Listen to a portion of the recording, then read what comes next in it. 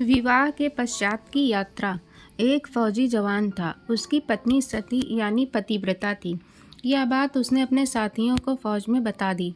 यह बात राजा के मंत्री शेर खान के पास पहुंची तो उसने राजा को बताई और इस झूठ सच की जांच करने की प्रार्थना की।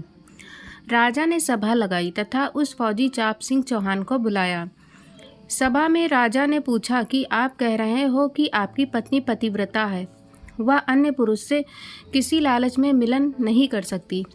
फौजी चाप सिंह ने कहा कि यह 100% सत्य है। राजा ने कहा कि यदि झूठ पाई तो?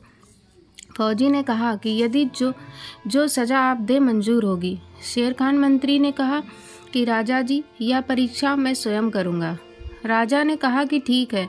चाप सिंह ने कहा कि मेरे विवाह के समय मिली सुहाग की निशानी, एक पटका, कपड़े का पड़ना तथा कटारी, बड़ा चाकू मेरी पत्नी नहीं दे सकती।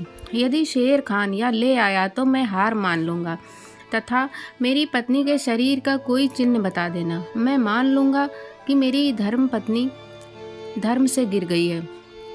शेर खान ने चाप सिंह के नगर में जाकर एक मुखबिर स्त्री से कहा कि एक चाप सिंह फौजी की पत्नी रहती है, उसके साथ मेरा मिलन करा दे, तेरे को बहुत धन दूंगा। उस स्त्री ने कहा कि यह किसी कीमत पर संभव नहीं है।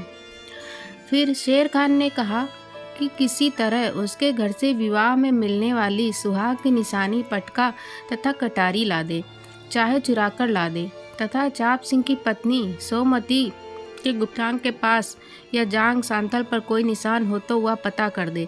वह स्त्री मेहमान बनकर चाप सिंह के नकली बुआ बनकर सोमती के घर गई। सोमती के विवाह के समय तथा पश्चात चाप सिंह की बुआ आई नहीं थी। बीमार होने के कारण विवाह में भी नहीं आ सकी थी। कई दिन रुकी।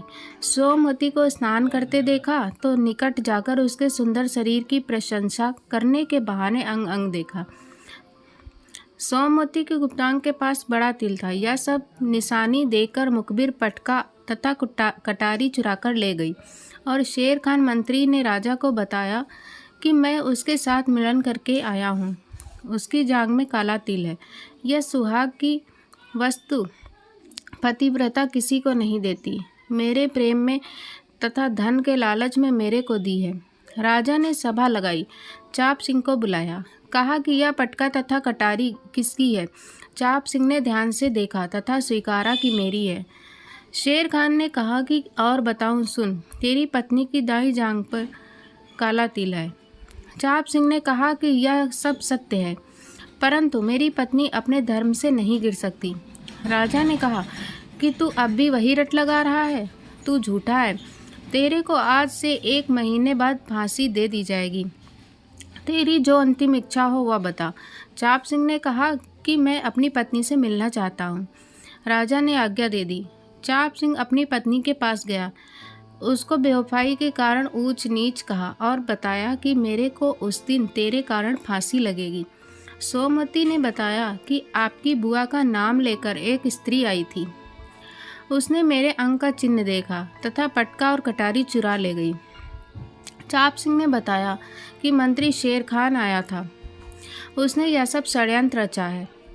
चाप सिंह वापस लौट गया। फांसी वाले दिन से 1 सप्ताह पहले सोमवती राजा की नगरी में एक नर्तकी बनकर आई गई और राजा को नृत्य दिखाने के लिए कहा। राजा ने आज्ञा दे दी। पूरे सभासद उपस्थित थे। मंत्री शेर खान भी उपस्थित था। नर्तकी के नृत्य से राजा अति प्रसन्न हुआ तथा नर्तिका से कहा कि मांगो, क्या मांगती हो? मैं अति प्रसन्न हूँ। नर्तकी ने कहा कि वचनबद्ध हो जाओ तब मांगूंगी। राजा ने कहा कि राज्य के अतिरिक्त कुछ भी मांग, मैं वचनबद्ध हूँ। नर्तकी ने कहा कि आपकी सभा में मेरा चोर है, मेरे घर से चोरी करके लाया है। शेर खान मंत्री नाम है, उसको फांसी की सजा दी जाए। शेर खान ने राजा ने पूछा कि बता शेर खान, कितनी सच्चाई है? शेर खान बोला कि हे परवरदिगार, मैंने तो इस औरत की आज से पहले कभी शक्ल भी नहीं देखी थी। तब सोमवती ने कहा कि यदि आपने मेरी शक्ल भी नहीं देखी थी तो ये पटका और कटारी किसके घर से लाया? मैं उस चाप सिंह की पतिव्रता पत्नी हूँ जिसे तेरी झूठ के कारण फांसी दी जा रही है। चाप सिंह को बुलाया गया। राजा ने चाप सिंह को आधा राज्य सौंप दिया और क्षमा कर दिया तथा शेर खान मंत्री को फांसी की सजा दी गई। धन्य है ऐसी बेटियां जिन पर नाज है भारत को। आशा करती हूँ दोस्तों कहानी पसंद आई होगी। कृपया चैनल को सब्सक्राइब करना ना भूलें। जय हिंद दोस्तों।